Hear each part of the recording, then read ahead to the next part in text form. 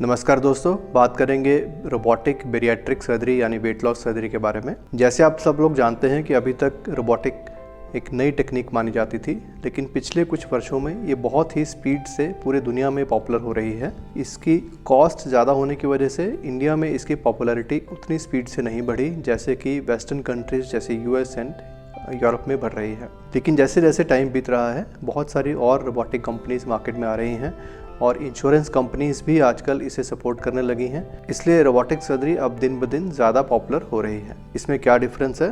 पहले के ज़माने में ओपन सर्जरी की जाती थी जिसमें बहुत बड़े चीरे लगते थे। उसके बाद लेप्रोस्कोपिक यानी दूरबीन के ऑपरेशन आए जिसमें बहुत ही छोटे छोटे होल से ये ऑपरेशन कर दिए जाते थे। लेकिन दूरबीन के ऑपरेशंस में ये दिक्कत थी कि जो दूरबीन के इंस्ट्रूमेंट्स हैं वो बिल्कुल स्ट्रेट होते हैं और उससे सर्जरी को परफॉर्म करने में डिफ़िकल्टी आती है। जैसे कि आप देख सकते हैं कि सर्जन का जो हाथ है वो बहुत सारी डायरेक्शंस में मूव करता है, उसकी रिस्ट मूव करती है, उसकी उंगलियां बहुत सारी डायरेक्शंस में मूव करती हैं। लेकिन लेप्रोस्कोपी के इंस्ट्रूमेंट्स सिर्फ रोटेशन और उसके टिप में खुलना या बंद होना इतनी ही मूवमेंट कर पाते हैं। लेकिन जो रोबोटिक के इंस्ट्रूमेंट्स हैं उनमें ऐसे ही एक ह्यूमन रिस्ट की तरह एक प्रॉपर रिस्ट की मूवमेंट की जाती है और उसकी जो टिप्स हैं वो भी किसी भी डायरेक्शन में मूव कर सकती हैं, जिससे कि सर्जन को सर्जरी परफॉर्म करने में बहुत हेल्प मिलती है। इसके अलावा रोबोटिक्स में जो विज़न होती है वो लेप्रोस्कोपी की 2D विज़न के बजाय 3D रहती है। यानी कि जैसे आप रूटीन में टीवी देखते हैं जिसमें आपको 2D विज़न दिखती है, वर्सेस जब आप एक 3D मूवी देखते हैं जिसमें आपको डेप्थ की परसेप्शन भी रहती है, तो आप खुद ही अंदाज़ा लगा सकते हैं कि 3D विज़न में काम करना पहले 2D विज़न से बेटर होता है। इसमें स्पीड भी बढ़ती है और एफिशिएंसी और एक्यूरेसी भी बढ़ जाती है।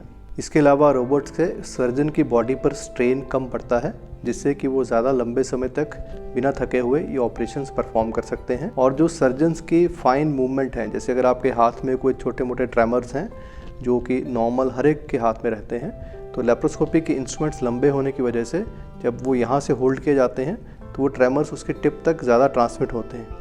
लेकिन रोबोटिक्स में ट्रेमर फिल्टर कर दिए जाते हैं और जो रोबोट की इंस्ट्रूमेंट की टिप है उसकी मूवमेंट बिल्कुल सटीक होती है, ट्रेमर उसमें नहीं होता। इससे भी सर्जरी में रिफाइनमेंट आती है। सर्जन्स बिना किसी स्ट्रेस के अपने कंसोल पर बैठ के ऑपरेशन करते हैं और इसे ये बेटर परफॉर्म कर सकते हैं as compare to laparoscopic surgery, अगर वो रोबोटिक्स में अच्छे से ट्रेंड है। इसके अलावा जो हार्ड टू रीच जगह हैं, जैसे कि बेरियाट्रिक सर्जरी में हम बिल्कुल चेस्ट के पास डोमेन से स्टार्ट करके जाना चाहते हैं, तो कई बार लेप्रोस्कोपी में ऐसी जगहों को अप्रोच करना मुश्किल रहता है। लेकिन रोबोट के स्पेशल मैनूवर्स की वजह से हम डीप टिश्यू तक भी पहले से इजीली पहुंच पाते हैं। इन सब के चलते माना जाता है कि रोबोटिक सर्जरी से पॉसिबल है कि पेशेंट को बेटर आउटकम मिले, उसकी पेन कम हो, ब्लड लॉस कम हो और उसका ऑपरेशन के बाद डिस्चार्ज भी दूरबीन के ऑपरेशन के मुकाबले शायद जल्दी हो पाए। रोबोटिक सर्जरी बहुत ही इंटरेस्टिंग और डेवलपिंग फील्ड है। अगर आप अपने बेरियाट्रिक ऑपरेशन करवाना चाहते हैं तो आप अपने सर्जन से मिलकर ये जानिए कि क्या रोबोटिक सर्जरी अवेलेबल है, और अगर आप अफोर्ड कर सकते हैं या आपकी इंश्योरेंस इसकी परमिशन देती है तो इसे आप ज़रूर अपने ऑप्शंस में इंक्लूड कीजिए। कौन कौन से बेरियाट्रिक ऑपरेशन इससे किए जा सकते हैं? सभी बेरियाट्रिक सर्जरीज जैसे sleeve, Rowan-Y gastric bypass, mini gastric bypass या इसके अलावा भी जो पॉपुलर बेरियाट्रिक ऑपरेशंस हैं वो सभी रोबोटिक सर्जरी के थ्रू किए जा सकते हैं। क्या रोबोटिक सर्जरी मस्ट है? ऐसा नहीं है।